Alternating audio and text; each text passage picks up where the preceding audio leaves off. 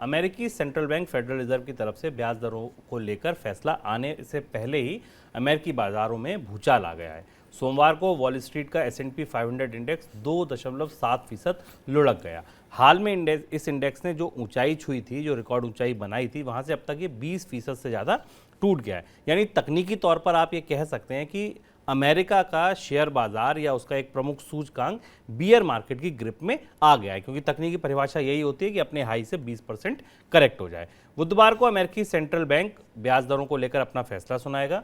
America में महंगाई 40 साल के ऊपरी स्तरों पर है, ये बात केंद्र में होगी, इसको मन में रखकर ही फैसला सुनाया जाएगा।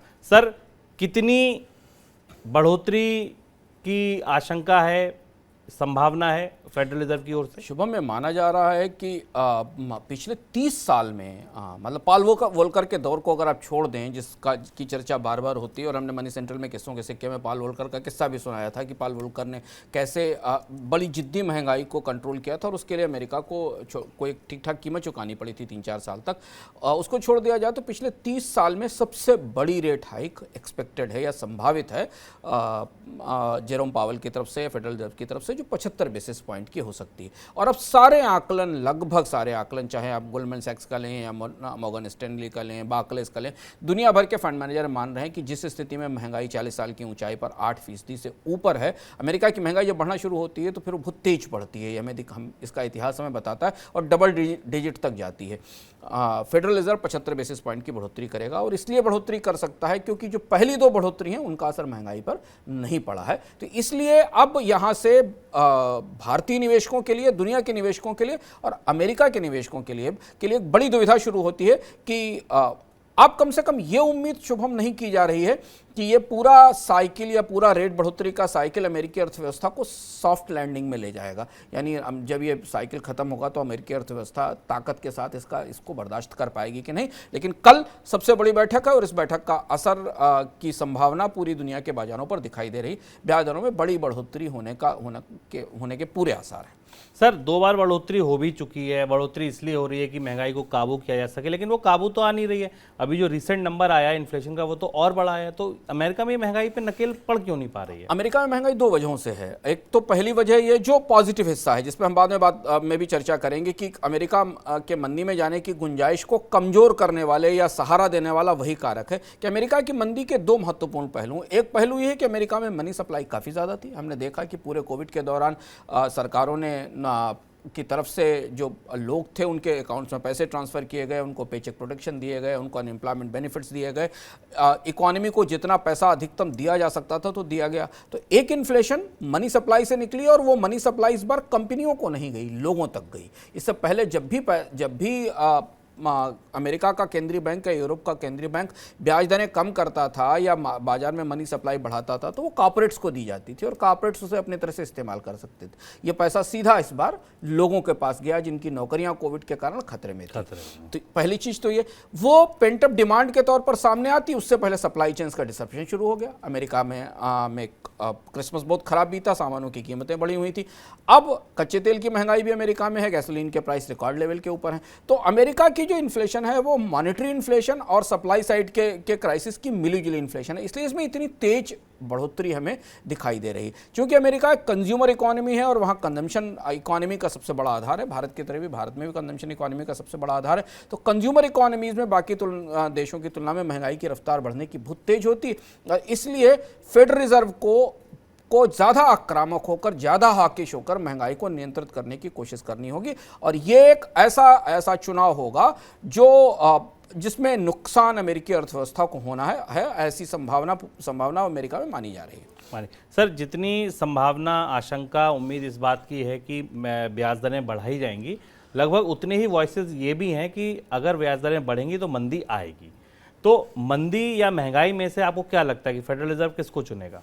शुभम, इसमें और बेहतर ढंग से समझें कि मंदी और स्टैगफ्लेशन में से फेडरल रिजर्व किसको चुनेगा। जेरोम पावेल जब बैठेंगे और अमेरिका फेडरल रिजर्व की मॉनेटरी पॉलिसी कमेटी या जो FOMC है वो बैठेगी, तो उसके सामने बहुत आसान विकल्प नहीं होंगे। ये लगभग ये है कि अगर आप इधर गिरे तो कुएं में है और इधर गिरे तो खाई में है, उनके बीच में आपको खड़े होना है। अब इधर क्या है, इधर स्टैगफ्लेशन है और दूसरी तरफ रिसेशन है और ये बहुत कठिन बात होती है। और अमेरिका की अर्थव्यवस्था दुनिया की अर्थव्यवस्थाओं के बैंकर्स को बहुत हिम्मत और साहस के साथ ये फैसला लेना पड़ता है। क्यों कठिन चुनाव है? स्टैगफ्लेशन इसलिए ज़्यादा कठिन चुनाव है क्योंकि स्टैगफ्लेशन का मतलब है लंबे समय तक महंगाई, कम ग्रोथ और रोजगारों में कमी। यानी ये ऐसी दर्द जो लंबा चलेगा, 2 साल 3 साल चल सकता है। अमेरिका के स्टैगफ्लेशन का 70 के दशक में एक तजुर्बा है जिसने अमेरिकी अर्थव्यवस्था को प्रभावित किया था। तो या फिर एक बड़ी सर्जरी, ब्याज दरों में तेज बढ़ोतरी, एक हार्ड लैंडिंग, इकोनॉमी में रिसेशन और उसके बाद महंगाई को कूल ऑफ करना और उसके बाद वहां से तेज बाउंस बैक। अब ये 2 बड़े विकल्प हैं जहां अमेरिकी अर्थव्यवस्था खड़ी हुई है। मॉर्गन स्टैनले के सीईओ का कहना है कि 50% तो अमेरिकी अर्थव्यवस्था मंदी की तरफ जा ही रही है, ये उन्होंने मान लिया है। अमेरिका के इकोनॉमिस्ट के बीच में जो सर्वे है उसमें लगभग 75% इकोनॉमिस्ट का मानना है कि अमेरिकी अर्थव्यवस्था ब्याज दरों में इस बढ़ोतरी के बाद एक मंदी का सामना जरूर करेगी, यानी जिसको हम बाजार की भाषा में या मॉनेटरी पॉलिसी की भाषा में हार्ड लैंडिंग कहते हैं, वो हार्ड लैंडिंग होगी, सॉफ्ट लैंडिंग नहीं होगी।